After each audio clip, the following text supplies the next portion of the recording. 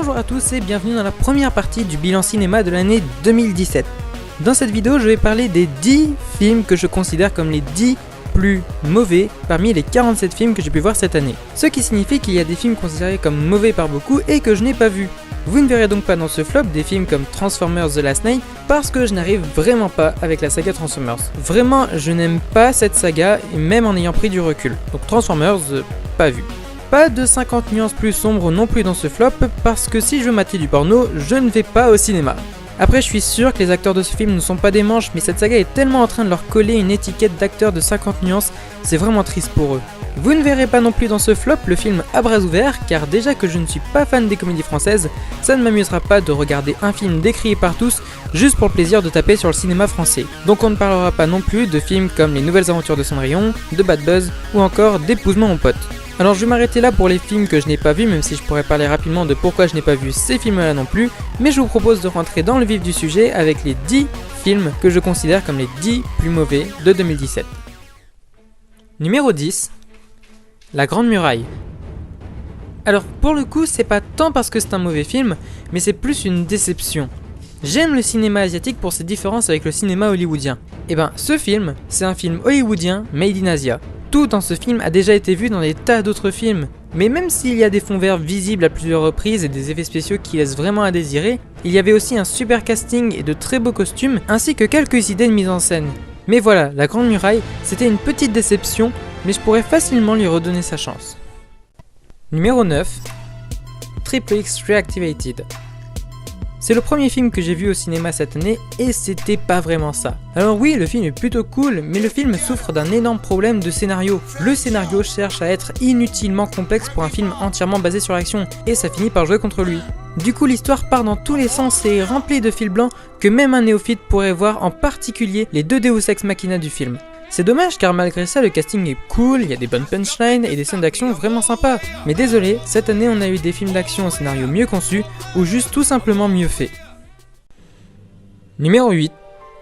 La Belle et la Bête. Je n'ai rien contre le fait que Disney fasse des remakes live de ses classiques d'animation. J'adore la version live de Cendrillon et malgré leurs défauts évidents, j'aime les remakes d'Alice au Pays des Merveilles et de La Belle au Bois dormant avec Maléfique. Mais parce qu'ils apportaient quelque chose de différent, de nouveau. Mais là, c'est littéralement le film d'animation avec 2-3 éléments scénaristiques supplémentaires, mais qui ne justifient en rien le fait de faire un nouveau film. Au mieux une version longue. On peut penser ce qu'on veut de la version de Christophe Gans, elle au moins apportait des choses nouvelles. Ça, ce n'est pas un film, c'est un produit commercial qui dit « Eh, regarde, c'est tout pareil que dans ton enfance, mais en mieux ». Sauf que c'est pas le cas, même si je lui accorde de très beaux décors, de magnifiques costumes et des réarrangements musicaux plutôt sympathiques. Ça ne méritait certainement pas le succès exagéré que le film a eu. Numéro 7. Le monde secret des emojis. Et oui, seulement 7ème. Parce que, au fond, je trouve que le film n'est pas aussi détestable que ça. L'histoire du film est plutôt sympathique, mais pas parce que le film a bénéficié d'un bon scénariste, mais parce que ce film, c'est les mondes de Ralph dans un téléphone. Donc au lieu d'avoir des personnages de jeux vidéo, on a des emojis, et au lieu d'avoir des univers de jeux vidéo comme décor, on a des applications. Donc au final, l'histoire, ça passe. Et si le film s'était contenté d'être un simple plagiat, j'aurais sûrement fermé les yeux sur ce film, quitte même à me faire l'avocat du diable. Sauf que non, le film n'a pas pu s'empêcher de rajouter des éléments pour être sûr d'être mauvais. Ça non plus, ce n'est pas un film. C'est un fourre-tout de placement de produits. Les personnages se déplacent littéralement dans des univers comme YouTube, Candy Crush, Just Dance, Dropbox et Spotify. C'est incroyable, il faut le voir pour le croire. Et en plus, les gars, c'est un film Sony qui se passe dans un téléphone et vous mettez même pas votre logo sur le téléphone. Non, parce que quitte à faire un globi-boulga de placement de produits, faites-le à fond. Mais surtout, même si ce film reprend la très bonne morale des mondes de Ralph, il possède aussi une autre morale qui dit littéralement « Si tu envoies le bon emoji, tu vas pouvoir pécho qui tu veux ». Mais littéralement, à la fin du film, l'ado qui possède le téléphone où toute l'histoire se déroule envoie un emoji à la fille dont il est amoureux et elle vient le voir et lui dit « Trop stylé ton emoji, tu veux qu'on sorte ensemble au bal du lycée ?» Et venant d'un film destiné à la base pour les enfants, c'est vraiment très limite comme message. Donc voilà film, t'aurais pu surprendre tout le monde car t'avais moyen d'être bon, mais t'as préféré confirmer ce que tout le monde pensait de toi depuis l'annonce du projet. Bon, jusque là j'ai parlé de mauvais films, mais en étant assez indulgent, je serais capable de les revoir. Mais pour ce qui est des films qui suivent, je ne voudrais les revoir sous aucun prétexte. Numéro 6. Kong Skull Island. Alors d'accord, visuellement, le film est probablement un des plus travaillés, un des plus graphiques et un des plus beaux de l'année. Mais désolé, le visuel, c'est la seule chose que le film a pour lui, qui a retiré les belles images, et on a un des films les plus chiants de l'année. Je me suis véritablement fait chier devant Kong Skull Island, comme rarement je me suis fait chier. Ah, c'était terrible. À aucun moment, l'histoire ou les personnages n'ont réussi à m'intéresser. Et c'est vraiment dommage de gâcher des visuels aussi forts avec une histoire aussi insipide. Numéro 5. Spider-Man Homecoming. Désolé, mais le fait que ce soit un Spider-Man créé par Marvel et non par Sony n'en fait pas un bon film. C'est même pour moi le pire film Spider-Man, car c'est un film qui échoue à tous les niveaux. Au niveau du Marvel Cinematic Universe, c'est LE film inutile de la saga. Il n'introduit pas le personnage, Civil War l'a déjà fait, et alors que le Marvel Cinematic Universe a développé l'aspect cosmique avec Thor et les Gardiens de la Galaxie, ainsi que l'aspect magique avec Doctor Strange, là on régresse à de simples quartiers de New York. Dans le MCU, c'est plus intéressant de faire ça. Ce film Spider-Man est littéralement arrivé trop tard dans la chronologie du MCU, et c'est pas le fait de rajouter Iron Man qui rendra le film plus appréciable.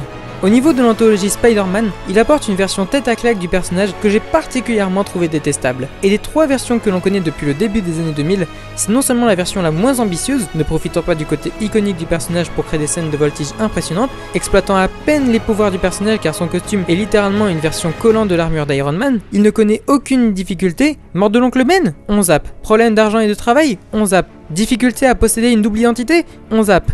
Mais c'est surtout la seule version de Spider-Man dont on ne connaît pas les origines, et ça pose plusieurs problèmes, car en plus de suivre un personnage que l'on n'a pas appris à connaître, le film compte sur le fait que l'on se soit renseigné sur ses origines ailleurs, soit dans une version cinéma antérieure, soit dans les comics.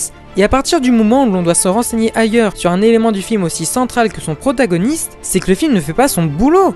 Et si vraiment le fait de refaire de nouveau les origines du personnage était un problème, pourquoi ne pas les avoir présentées en 5 minutes au début du film de la même manière que James Gunn l'a fait pour Star-Lord dans le premier film des Gardiens de la Galaxie ? Et enfin, au niveau des films de super-héros, cette année on a eu des films qui marqueront le genre super-héroïque. Et Spider-Man Homecoming n'en fait pas partie. C'est un film extrêmement oubliable, malgré un casting convaincant, des effets spéciaux plus que corrects et un méchant marquant, ce qui est assez rare pour le MCU. Numéro 4. Alibi.com.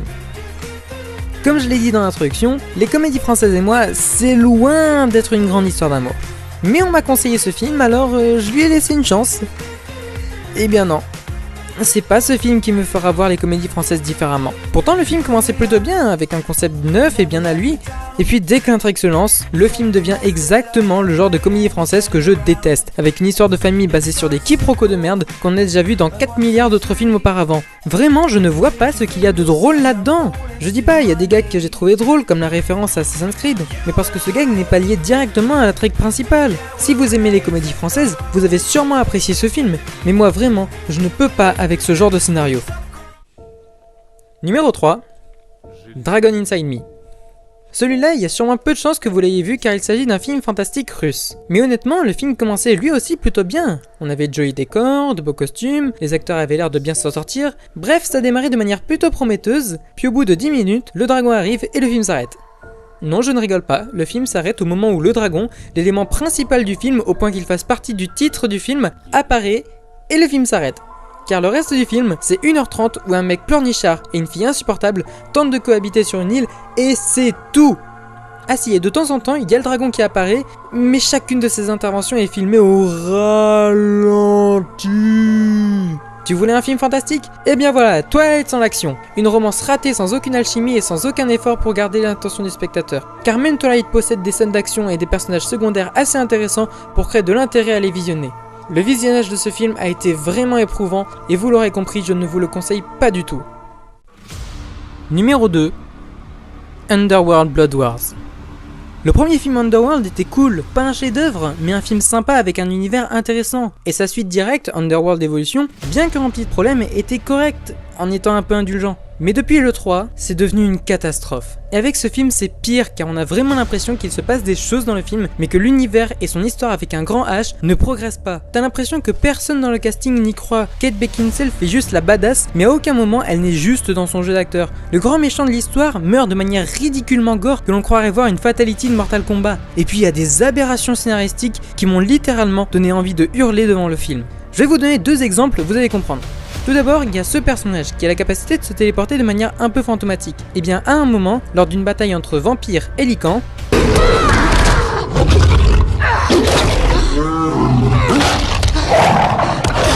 bordel, tu peux te téléporter. Pourquoi tu te laisses dominer comme ça alors que tu pourrais être un personnage tellement classe? Et le film se fout de la gueule du spectateur car juste après avoir été secouru, et l'autre grosse aberration qui m'a fait hurler, c'est le combat final.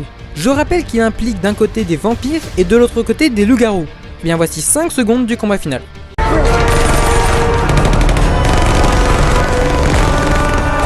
Putain de merde! Même le combat final de Twilight 5, qui est peut-être l'un des plus gros doigts d'honneur de l'histoire du cinéma, a plus d'intérêt et est mieux fait que dans ce film. Ça fait 2 films qui me font dire du bien de Twilight, qui est l'une des plus mauvaises sagas fantastiques de l'histoire. Et vous l'aurez sans doute remarqué, mais même si je parle en mal de ces films, j'essaie toujours de trouver un point positif, aussi infime puisse-t-il être. Et là j'ai eu beau chercher des heures entières, je n'ai rien trouvé de positif à dire sur Underworld Blood Wars. Et objectivement, c'est le plus mauvais film que j'ai vu cette année, mais subjectivement, il y a un film que je considère comme pire que celui-ci. Et ce film est... Numéro 1, Pirates des Caraïbes 5. Ne pas s'énerver. Bon, on va commencer par énumérer quelques points positifs, hein. Le film possède quelques plans assez jolis. Pas s'énerver.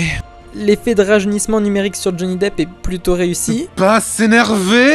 Et le design fantomatique de l'équipage de Salazar est plutôt sympa. Un bon compromis entre celui de Barbossa dans le 1 et celui de David Pas s'énerver. Ah putain. Non, je suis désolé, mais ce film a littéralement chié sur la cohérence globale de la saga Pirates des Caraïbes. Il a pris les éléments qu'il a rangés, il a fait sa sauce, et il fait « Eh, regarde-moi comme je suis cool !» Non, tu n'es pas cool, film. Tu as créé des incohérences grosses comme c'est pas permis, et tu n'es même pas capable d'être cohérent avec toi-même. J'ai tout un argumentaire pour te démonter, film, comme tu as démonté l'une des sagas que je porte dans mon cœur. Ton méchant, le capitaine Salazar, n'est qu'une pâle copie de Lord Cutler Beckett. Tu ne respectes pas la mythologie de la saga à laquelle tu appartiens, car tu as introduit Poséidon, là où tous les autres films expliquaient que Calypso était LA déesse des océans.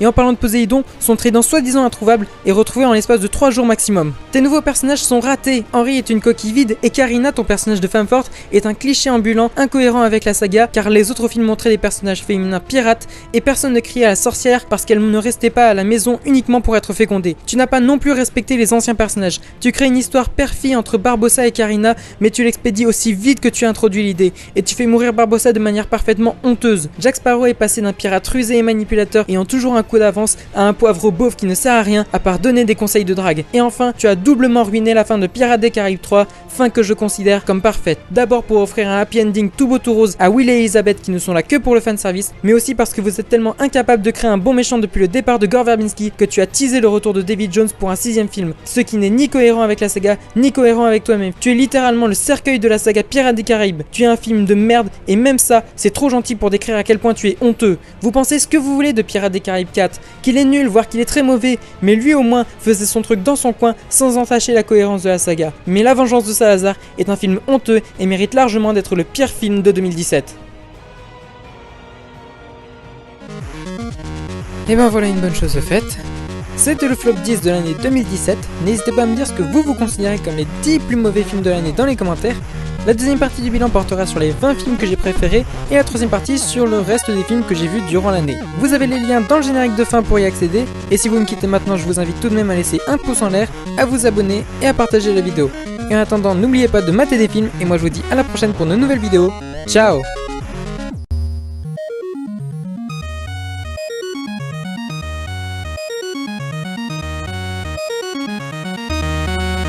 Continue.